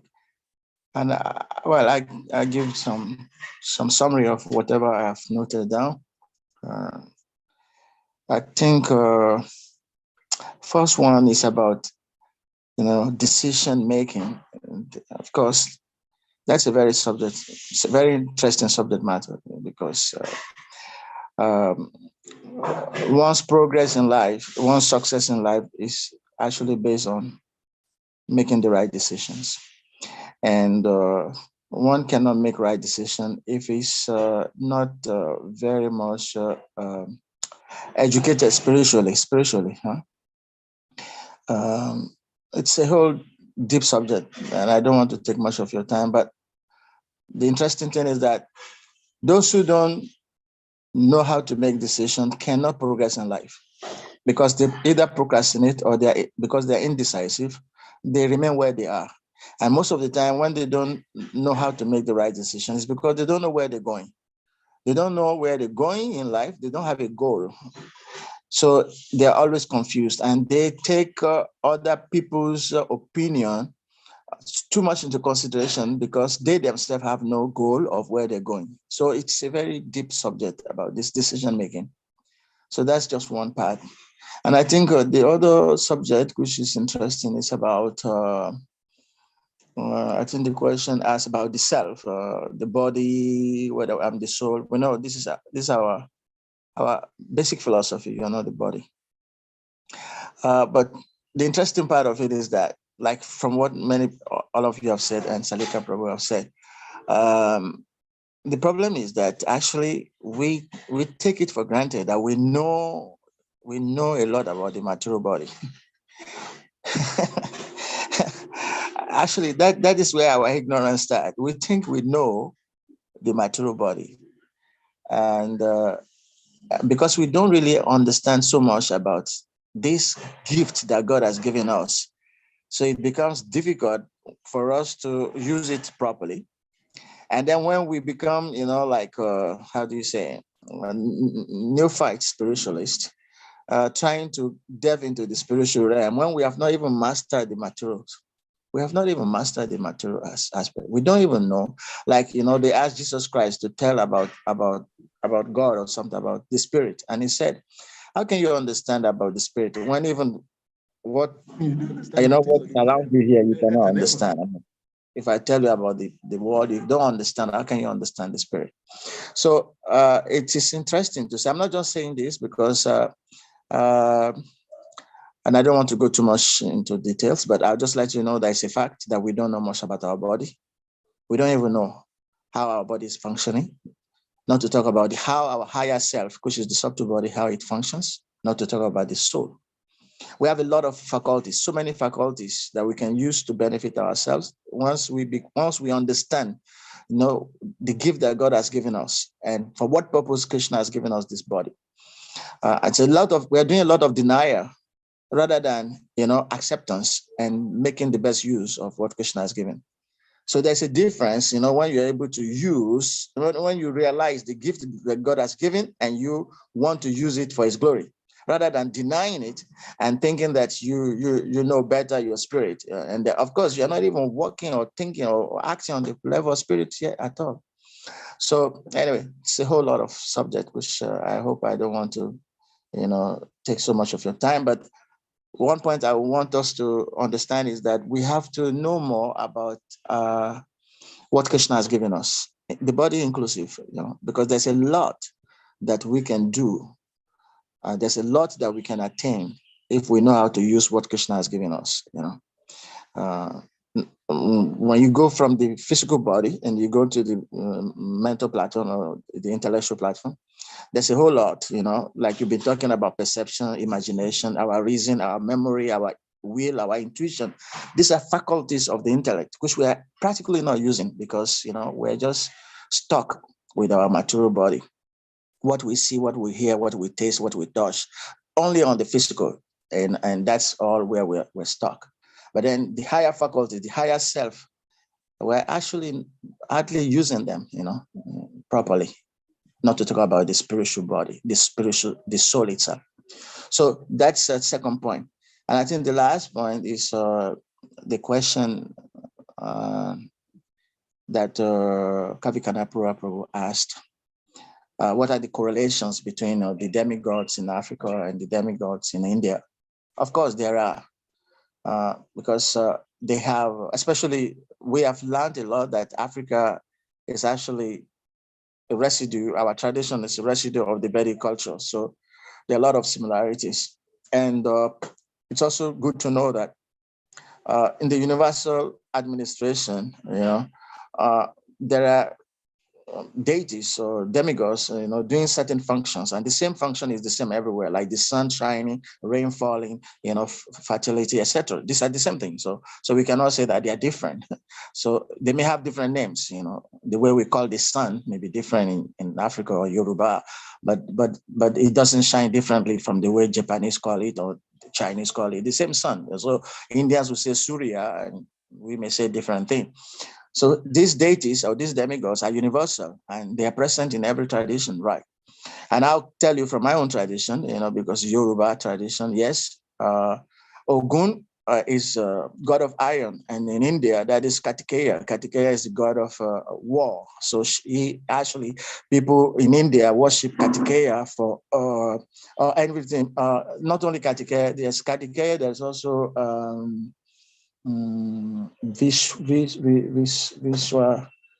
Vishwasena or something. These two are the one that the architect, no? No, not Vishwakarma. It's Vishwa. It's I remember maybe Vishwasena or something. When the Indians are opening machines or something, they do offering to that in Kartikeya also. But that one particular is Vishwa something. I'll recall it later on. But Kartikeya is also worshipped, for machinery and because it's the god of war. So Ogun is also like god of war in Nigeria or Yoruba mythology. And of course, the interesting one is Lakshmi. Lakshmi, that is the goddess of fortune, sure. And yes, she has a correlation in the Yoruba tradition. She's called Ajay Olokun. Yes, Ajay, that is what they call it in that group. Ajay, yes. Ajay And Aje Olokun, the word Olokun is, she's like the owner of the sea. She's born. We know Lakshmi was born from the sea and from the ocean, the mixture. So how the Yorubas come to call her Olokun? I mean, it's very mysterious. But in the Vedic understanding, she was born from the ocean. So they call her Aje Olokun. And not only that, I know one of Oriki, which is how do you say? How to glorify her. They say Aje Oniso Iboji Oguguloso Yale Miwa Jeron Ogede. Kini Aje Nje Nile Ife to fin ya ile eni Ogede. Laje Nje Nile Ife to fin ya ile eni. So this is some kind of mantra or a way of glorifying Lakshmi. But the interesting thing in this, why I noted it down, is the fact that they say that what the offering to her is banana. And we see that when we're doing sacrifices in Vedic culture, what do we culminate it with? Is we put banana in the offering, and for benediction and for how do you say, good fortune. For good fortune, you use banana. And Yorubas also say that is the meat for Lakshmi, for Ajay.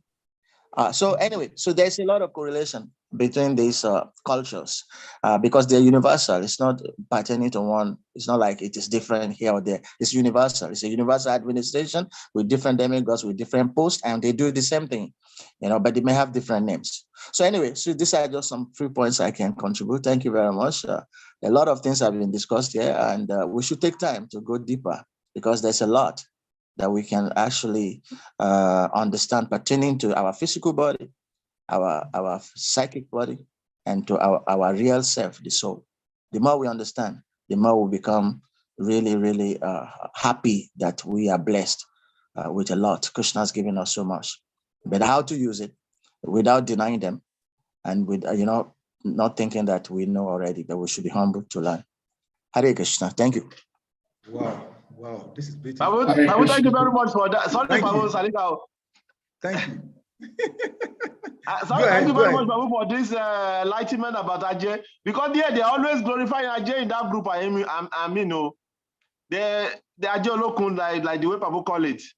Like she's a Lakshmi, but Prabhu is Ajay Olokun. Is it the Lakshmi, the husband of Vishnu? Or there is another manifestation? We know Lakshmi has, just like Prabhu Salika mentioned before, she has so many expansions. Listen, the expansions of Lakshmi, all of them are Lakshmis. All of them are Lakshmi. So I defy that the Yoruba scholar Olokun, that comes from, whether she comes from the sea or she belongs to the sea. And also in the Vedic culture, the sea is seen to be like, like they use, what is it called, Varuna. Whenever they're doing Griya Pravesha or something, they use the symbol of Varuna, which is the symbol of wealth. So the Yorubas recognize that Lakshmi, or the goddess of fortune, has some connection with the sea.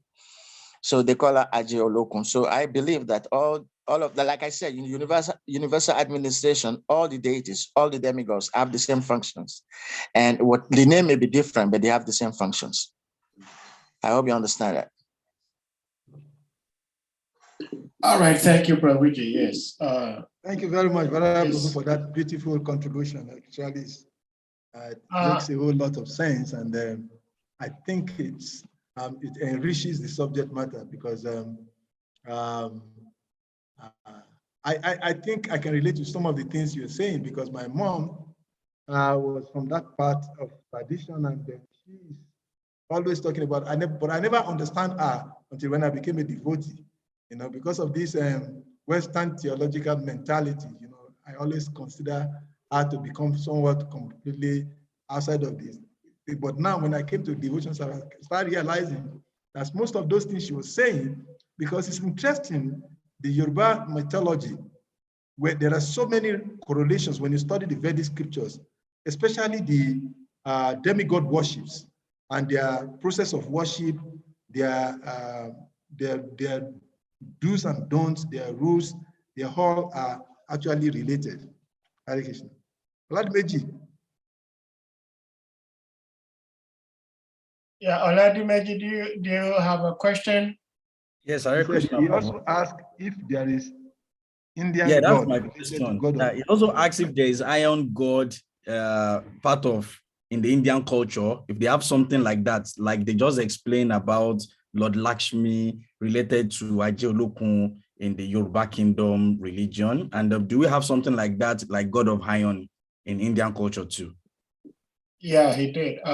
Srimad Prabhu was saying, yes. He was trying to get the name, but it says Kartikeya is the Lord of Yeah, War. there is actually. The very scripture recognizes that the kingdom and when you study very deeply, you realize that. Salika, can you turn your head towards your mic? Can you hear me? Yeah. Okay. Yeah. So what I'm saying is that, like Prabhu Vara said, when you study the 32 million demigods and what they do, what they represent, it's not something different from what you find in the Western culture, African culture, real cultures, because they are just splits of the same thing. Because remember, again, the Vedic culture was the universal culture at the time. So, but as time goes, as the age advances, so there is all this break, and like Krishna said, whenever and whenever there's a decline. So there is a systemic decline. This is nature of the material world. So as it's declining, the knowledge is seemingly lost. And when it is lost, Krishna comes again and reestablishes the knowledge. So those knowledge in the Western culture that we see, especially in the African culture, they are just some aspect of the Vedic culture. But because they have become distant from the original culture, so some of the authenticity has been lost. But it's not like there is a different iron God from the God that is being depicted or explained in the Vedic culture. Because the world culture is the same thing. It's just that from different geographical location of the world, what is understood, what is known, it depends on that particular culture. Some culture are more advanced than the other culture. That's my understanding. I don't know whether Prabhu still have something to contribute to that. Hare Krishna. Yeah, please go ahead. Hare Krishna. Yeah. Are you hearing? Yes. Yeah, like I mentioned, I think the name is the same. It's Viswasena. It's also a army chief. It's also a military chief in the Hindu pantheon. But both of them are military chief. Viswasena but he is more worshipped when it concerns machinery. But like for cursing or for doing, fighting, is Kartikeya. Both of them. Kartikeya is also commander of chief of the demigods, military chief. And she is worshipped, when it concerns iron, and especially for war. But when it concerns, like, for iron, for productivity, machinery. It is visual. Machinery for productivity is for, because Kartikeya is for destruction. When it comes to using iron for destruction, that is Kartikeya, is the commander in chief. And Viswasena is like, the engineering, the engineer of ions for productivity. So he's the one that is worshipped when it is meant for productivity. But when it is for destruction, for war, it is Kartikeya. So that is the equivalence in the Hindu tradition. I hope it's clear. This is why in yesterday's class, the name Ishara Prabhu's class, I was trying to hit home the fact that we cannot easily tell because of where someone is coming from, that this person is not a devotee or that person is a devotee. It's hard to tell. So I don't know whether my mom actually told anybody else, but I remember when I was really little, about 6, 7 years old, my mom used to tell me there used to be a god that used to visit our home. And this god has 4 heads. And she would tell me, they see him. I never saw him. And as far as we know, Lord Brahma has 4 heads. And it's amazing, when I grew up and I started becoming interested in spiritual life, I joined one spiritual organization. And the mantra they gave me was about Lord Brahma. That was like a secret mantra that I used to chant. Because I was a devotee, I had joined Hare Krishna movement, but I was still with that particular organization. So it's nice how Srimad Prabhu is helping us, and from Kavikanapur Prabhu's question, the correlation of all these higher beings. So thank you all for being here. Today is Friday. It's great Salika Prabhu has been able to feed our minds and our hearts with so much transcendental information. Now we do not even know where to bite, because there is so much information coming in. But we hope after the class, we can sit back, ponder over all this information we've had, and try to go in deeper, more and more, so we can even relish it much more. So on this note, I have not seen Govinda Prabhu for like 2 days. I hope he's doing fine. yeah, I spoke to him yesterday. I think he's just been a little busy. Okay. Yeah, I spoke to him yesterday. Thank you for the observation and asking. I'll let him know you asked of him. Okay. So at this point, He was in the class. He was in the class yesterday. Govinda Prabhu was in the class yesterday. He asked questions from. He was in the class yesterday. Yeah, he was. Okay. I was glad yesterday. I was just there. I wasn't so much. I was. Yeah, he was. He asked a question. Okay. I didn't notice that because yesterday I was on the class, but I was a little bit busy, so I was just picking one here and there. So thank you for but very much. I know he's been quite busier than usual, you know. So at this point, we're going to humbly request all the devotees to kindly unmute, and then we chant Big Hare Krishna Maha Mantra to express appreciation for our speaker. Jai. Hare Krishna, Hare Krishna, Krishna Krishna, Hare Hare, Hare Rama, Hare Rama, Hare Hare. Vancha kalpatarupyascha, kripa sindhya evacha, patitanam pavanebhyo vaishnavebhyo namo namaha. Now, His Grace, Srimad Salika Prabhu ki jai.